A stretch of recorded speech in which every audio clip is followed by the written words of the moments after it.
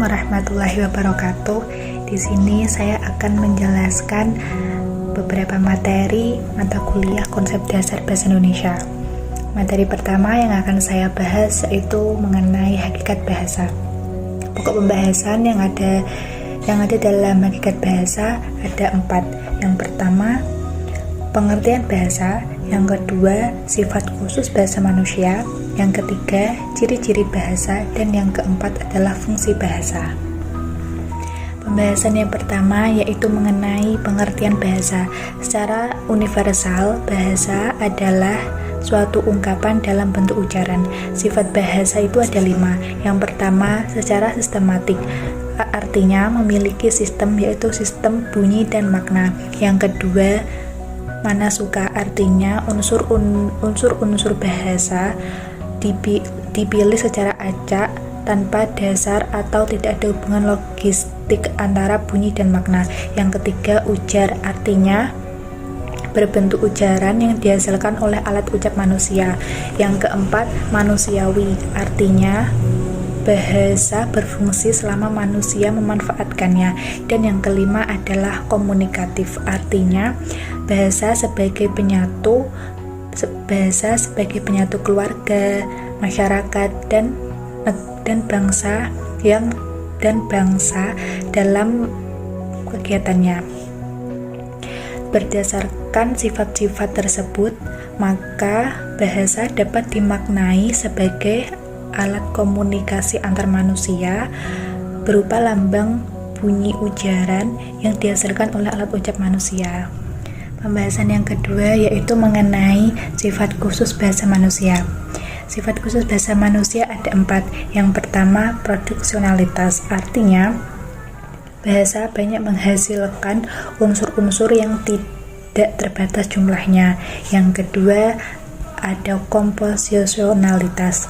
Manusia telah mengetahui makna tiap bentuk dasar kata-kata di dalamnya serta mengetahui bagaimana menggunakannya dalam suatu susunan hingga menjadikannya bermakna. Yang ketiga, kreativitas. Karena tiap bahasa memiliki rasa, manusia mampu menggunakan kreativitasnya untuk memilih kata yang sesuai dengan situasi dan makna kalimat yang diinginkan. Yang keempat, ada fleksibilitas.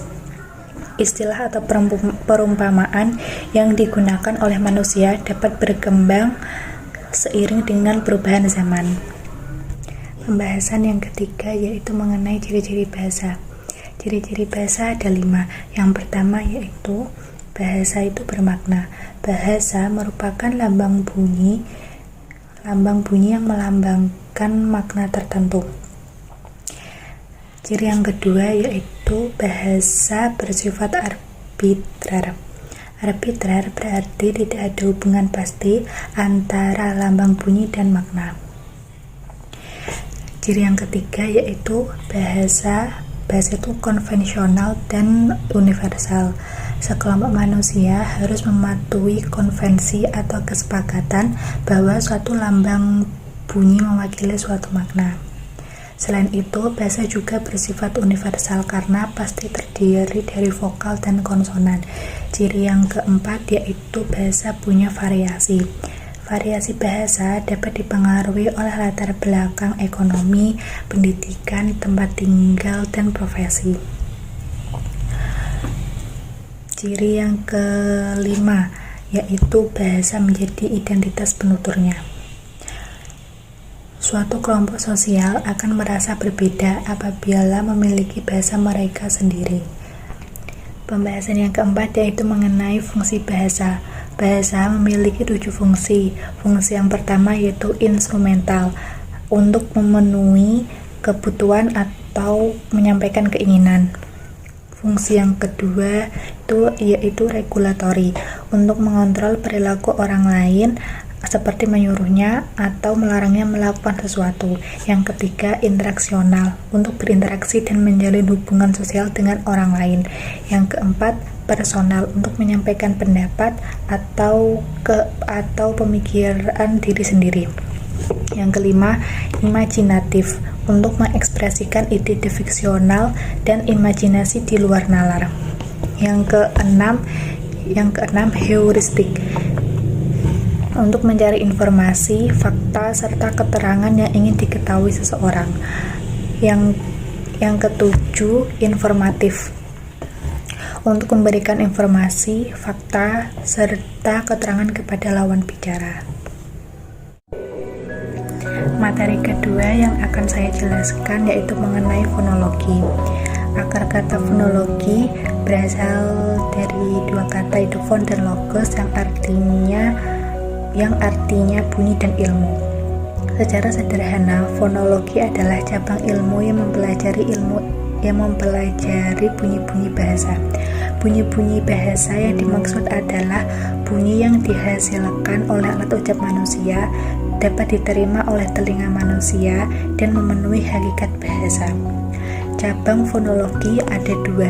Yang pertama yaitu fonetik yang mempelajari bunyi tanpa mempertimbangkan makna, mengkaji bagaimana bunyi dihasilkan, diklasifikasikan, dan dipahami oleh manusia.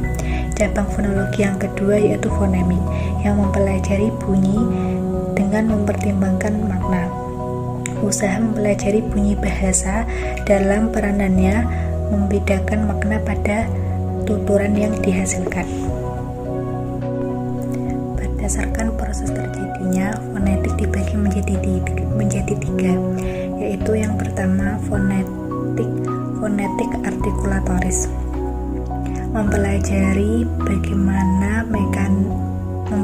bagaimana mekanisme alat ucap manusia dapat menghasilkan bunyi bahasa serta mengklasifikasikan bahasa berdasarkan artikulasinya. Yang kedua, fonetik akustis, mempelajari bunyi bahasa berupa getaran udara dan mengkaji tentang frekuensi getaran bunyi, amplitudo, intensitas, dan timbrenya. Yang ketiga, fonetik auditoris, mempelajari bagaimana mekanisme telinga dapat menerima bunyi sebagai hasil dari udara yang bergetar. Klasifikasi bunyi bahasa Indonesia ada tiga. Yang pertama, vokal, bunyi bahasa yang dihasilkan dengan membiarkan bunyi keluar tanpa ada hambatan. Yang kedua, konsonan, bunyi bahasa yang dihasilkan dengan menghambat udara keluar dengan menggunakan artikulator tertentu. Yang ketiga, diftong, satu bunyi bahasa yang ditulis menggunakan dua huruf vokal. Vokal berdasarkan tinggi rendahnya dibedakan menjadi tiga. Yang pertama, vokal tinggi, yaitu vokal yang dibentuk dengan menempatkan posisi lidah di atas, ada pada vokal I dan U. Yang kedua, vokal madya, yaitu vokal yang dibentuk dengan menempatkan posisi lidah di tengah mulut, ada pada vokal E, dan O.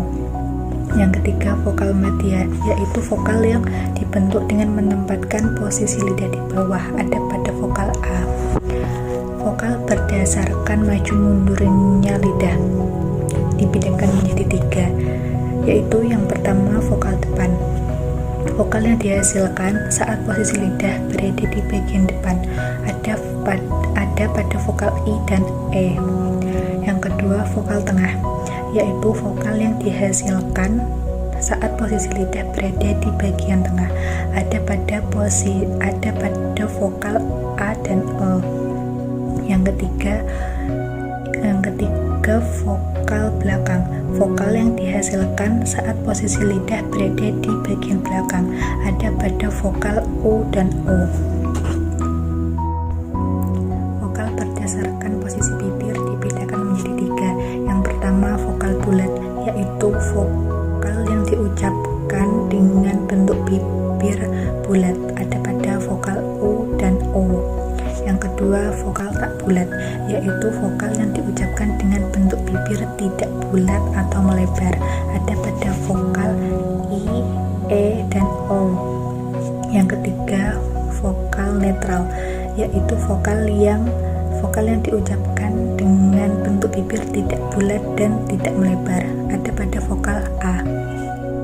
Vokal berdasarkan strukturnya dibagi menjadi 4. Yang pertama, vokal vokal tertutup. Vokal yang dibentuk dengan lidah diangkat setinggi mungkin mendekati langit-langit dalam batas vokal sehingga lidah seolah menutup seluruh mulut. Ada pada vokal I dan U. Yang kedua, vokal semi tertutup, yaitu vokal yang dibentuk dengan lidah diangkat 2/3 menutup mulut. Ada pada vokal E dan O. Yang ketiga vokal semi terbuka, yaitu vokal yang dibentuk dengan lidah diangkat dengan ketinggian 1/3 mulut. Ada pada vokal E. Yang keempat, vokal terbuka, yaitu vokal yang dibentuk dengan posisi lidah serendah mungkin. Ada pada vokal A. Diftong. Seperti vokal, diftong sangat dipengaruhi oleh posisi lidah. Diftong dibagi menjadi 3. Yang pertama, diftong naik. Terjadi ketika vokal kedua yang diucapkan posisi lidahnya lebih tinggi dari vokal pertamanya. Dalam bahasa Indonesia, ini satu-satunya jenis diftong yang ada, meliputi I, au, dan e. Contoh pada kata abai, kalau, dan survei. Yang kedua, diftong turun. Terjadi ketika vokal kedua yang diucapkan posisi lidahnya lebih rendah dari vokal pertamanya. Jenis ini muncul dalam bahasa Jawa. Yang ketiga, diftong memusat. Terjadi ketika vokal kedua diaju satu atau lebih vokal yang lebih tinggi dan lebih rendah. Jenis ini muncul dalam bahasa Inggris. Konsonan berdasarkan strukturnya dibedakan menjadi 8. Yang pertama, konsonan bilabial. Bilabial dihasilkan dengan mempertemukan kedua belah bibir yang bersama-sama bertindak sebagai artikulator dan titik artikulasi. Ada pada konsonan P, B, M, dan W. Yang kedua, konsonan labiodental dihasilkan dengan mempertemukan gigi atas sebagai titik artikulasi dan bibir bawah sebagai artikulator. Ada pada konsonan F dan V. Yang ketiga konsonan apikodental dihasilkan oleh ujung lidah sebagai artikulator dan daerah antar gigi sebagai titik artikulasi. Ada pada konsonan T, D, N. Yang keempat, konsonan apiko-alveolar dihasilkan oleh ujung lidah sebagai artikulator dan lengkung kaki gigi sebagai titik artikulasi. Ada pada konsonan S, Z, R, dan L. Yang kelima, konsonan palatal atau laminopalatal dihasilkan oleh bagian tengah lidah sebagai artikulasi dan langit-langit keras sebagai titik artikulasi.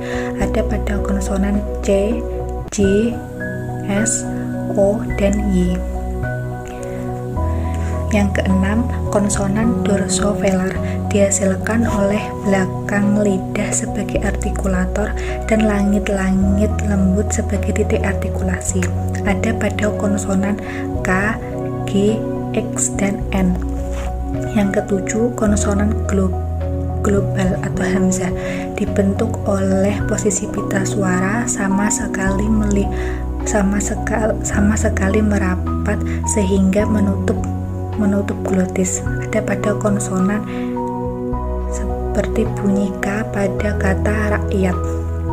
Yang kedelapan, konsonan laringal dibentuk dengan pita suara terbuka lebar sehingga udara keluar dan digesekkan melalui glotis. Ada pada konsonan fonemik bahasa Indonesia. Fonem merupakan kesatuan bahasa terkecil yang tidak mengandung makna tetapi dapat membedakan makna. Fonem akan memainkan peran pentingnya ketika sudah berada pada tataran kata. Fonemik mengkaji bunyi bahasa yang membedakan makna. Jika berbeda makna, maka termasuk dalam kategori fonem. Contoh, dalam kata lupa dan rupa. Dua kata tersebut berbeda makna karena adanya perbedaan bunyi R dan L. Namun, identitas fonem R dan L pada pasangan kata tersebut hanya berlaku dalam bahasa Indonesia. Tiap bahasa punya fonemnya masing-masing. Beberapa fonem punya beban fungsional tinggi dan rendah. Semakin banyak pasangan kata yang mirip, maka semakin tinggi pula beban fungsionalnya. Contoh lain dalam kata batuk, bata, batik, dan batok. Alofon, realisasi fonem pada pelaksanaan ujarannya banyak mengalami perubahan. Misal, fonem B pada kata baru diucapkan sebagai B, tapi dalam kata Sabtu diucapkan sebagai P. Jadi, realisasi fonem B dalam pelaksanaan ujaran bisa menjadi B dan P. Realisasi tersebut sering disebut sebagai alofon. Materi ketiga yang akan saya jelaskan itu mengenai morfologi. Morfologi merupakan cabang ilmu yang mempelajari seluk-beluk kata serta pengaruh perubahan bentuk kata terhadap golongan dan arti kata.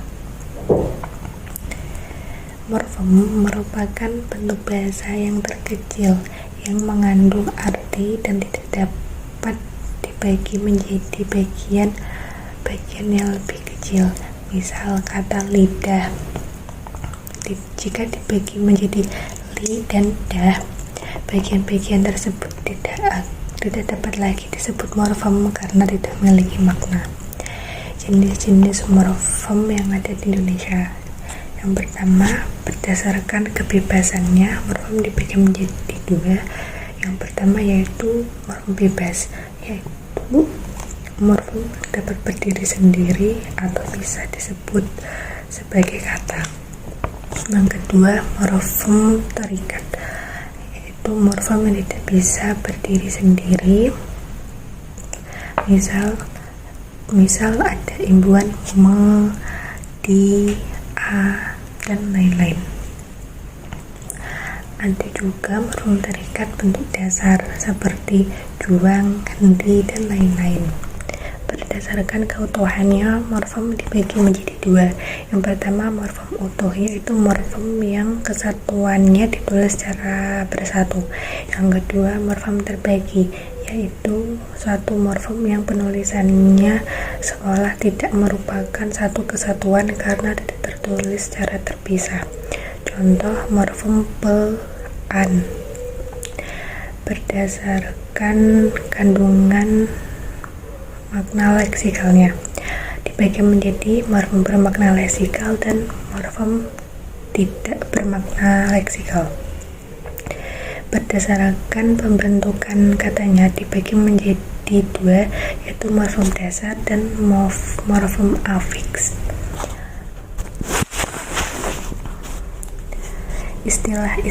Istilah-istilah dalam morfologi. Morfem dasar dikategorikan dalam morfem bebas dan terikat. Bentuk dasar, bentuk yang memiliki dasar dalam suatu proses morfologi, baik pengimbuhan, pengurangan, pemajemukan, atau pemendikan. Leksem, bentuk bahasa yang akan menjadi kata dan biasanya ditulis dengan huruf kapital.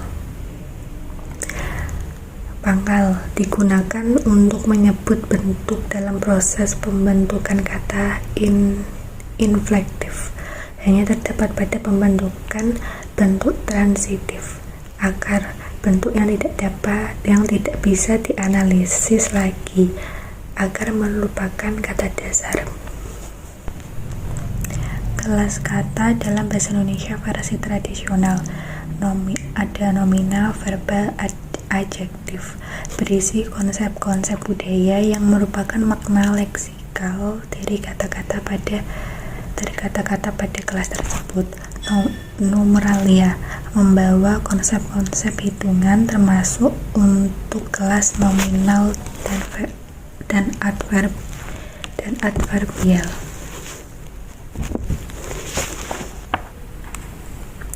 Konjungsi membawa konsep penghubung antara satuan kelas nomina, verba, dan adjektif. Artikula membawa konsep penentu dan pembentuk nominal. Adverbia membawa makna atau konsep yang mendampingi kelas-kelas kata nomina, verba, adjektif. Preposisi membawa konsep rangkai antara verba dan nomina. Pronomina membawa konsep pengganti untuk anggota kelas nomina. Interjeksi membawa konsep emosi manusia. Kelas kata menurut Keraf. Ada kata benda, segala macam kata yang dapat diterangkan atau diperluas dengan yang plus kata sifat. Contoh, Tuhan menjadi Tuhan yang adil. Yang kedua yaitu kata kerja. Segala macam kata yang dapat diperluas dengan kelompok kata dengan plus kata sifat. Contoh, mendengar menjadi mendengar dengan cermat. Yang ketiga ada kata sifat. Segala macam kata yang dapat mengambil bentuk se plus reduplikasi kata dasar plus nya. Contoh, tinggi menjadi setinggi-tingginya. Kata tugas dari segi bentuk umumnya sukar sekali mengalami perubahan seperti dengan, telah, tetapi. Beberapa yang mengalami perubahan bentuk adalah tidak dan sudah menjadi meniadakan dan menyudahi. Dari segi kelompok kata hanya memiliki tugas untuk memperluas dan membedakan transformasi kalimat. Materi keempat yang akan saya jelaskan yaitu sintaksis. Sintaksis merupakan cabang linguistik yang membahas struktur internal kalimat, yaitu kata, frasa, klausa, dan kalimat. Kata merupakan struktur terkecil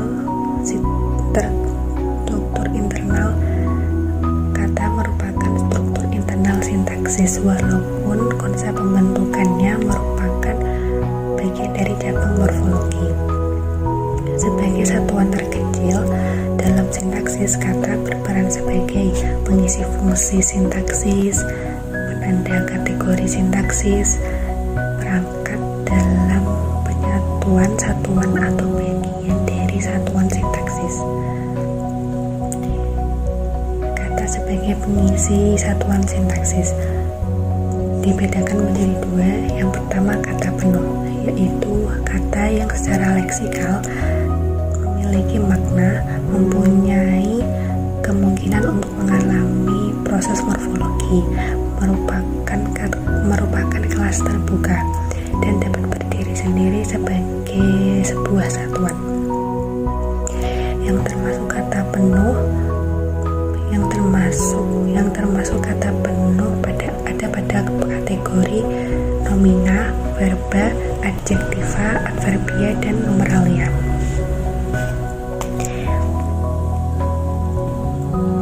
Yang kedua ada kata tugas, yaitu kata yang secara leksikal tidak memiliki makna dan tidak mengalami proses morfologi, merupakan kelas tertutup dan di dalam peraturan tidak bisa berdiri sendiri.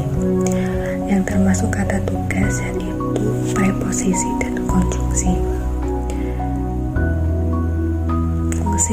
Fungsi sintaksis. Yang pertama, subjek adalah bagian yang diterangkan predikat atau merupakan bagian klausa yang menandai apa yang dinyatakan oleh pembaca. Dapat dicari dengan pertanyaan apa atau siapa yang tersebut dalam predikat. Biasanya berupa frasa frasa nomina atau frasa pengganti nomina. Jika diubah menjadi kalimat tanya, subjek tidak dapat diberi partikel kah, sedangkan predikat bisa. Predikat adalah bagian dari kalimat yang menerangkan objek atau merupakan bagian klausa yang menandai apa yang dinyatakan oleh pembicara mengenai subjek. Dapat ditentukan dengan pertanyaan yang tersebut dalam subjek sedang apa, berapa, di mana, dan lain-lain. Biasanya berupa frasa nomina,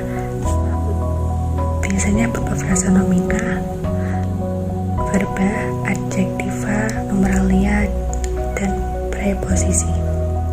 Contoh mereka sedang bermain. Sedang bermainkah mereka? Terus contoh yang kedua, guru itu cantik sekali. Cantik sekalikah guru itu?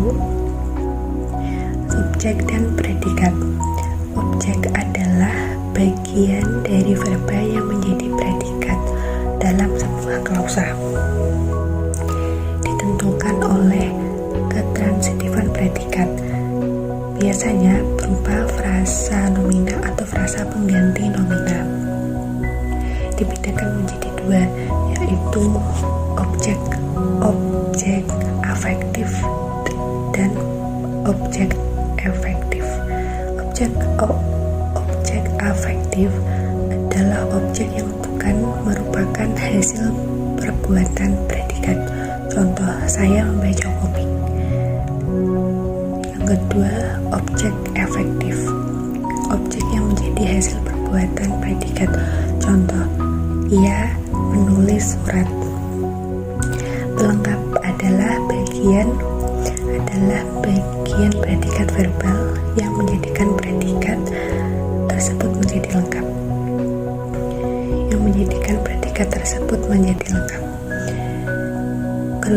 Kedudukannya mirip objek.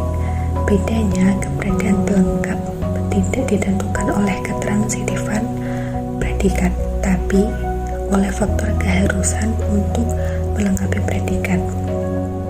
Biasanya berupa frasa nomina, verba, adjektiva, numeralia, proposisi, dan pengganti nomina. Cara membedakan objek dan pelengkap. Objek selalu berada setelah predikat. Predikat transitif atau dui transitif. Sedangkan pelengkap berada di belakang objek pada kalimat dui transitif atau di belakang predikat intransitif. Objek dapat menjadi subjek pada kalimat pasif, sedangkan pelengkap tidak bisa. Contoh, dalam kalimat transitif butuh objek. Dia menjadi es kelapa muda. Dia sebagai subjek, menjual sebagai predikat, dan es kelapa muda sebagai objek. Dalam kalimat semi transitif tidak bisa saja butuh objek, bisa saja tidak butuh. Dia minum. Dia subjek, minum predikat. Es kelapa muda diminum dia. Es kelapa muda sebagai subjek, diminum sebagai predikat, dan dia sebagai objek. Dalam kalimat intransitif tidak lengkap. Contohnya saya mandi. Saya sebagai subjek dan mandi sebagai predikat. Semi lengkap. Contohnya, dia berjualan martabak. Dia sebagai subjek, berjualan sebagai predikat, dan martabak sebagai pelengkap. Keterangan adalah bagian kalimat yang menerangkan subjek, predikat, objek, atau pelengkap. Sering disebut inti luar klausa karena sifatnya fleksibel, bisa di awal, di tengah, atau di akhir klausa. klausa. Biasanya berupa frasa nomina, proposisi, dan konjungsi. Letak keterangan bisa dipindah-pindah kecuali predikat atau objek atau predikat dan keterangan. Peran sintaksis, peran yang dimiliki predikat, tindakan, pekerjaan, proses, kejadian, keadaan, pemilikan, kuantitas. Peran yang dimiliki subjek dan objek, pelaku, sasaran, hasil, pengguna, sumber, ukuran, dan sebagainya. Peran yang dimiliki keterangan, alat, tempat, waktu, penyerta, asal, dan sebagainya.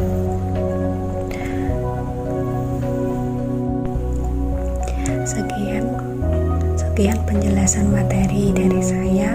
Mohon maaf apabila ada kesalahan dalam pengucapan kata atau kalimat. Wassalamualaikum warahmatullahi wabarakatuh.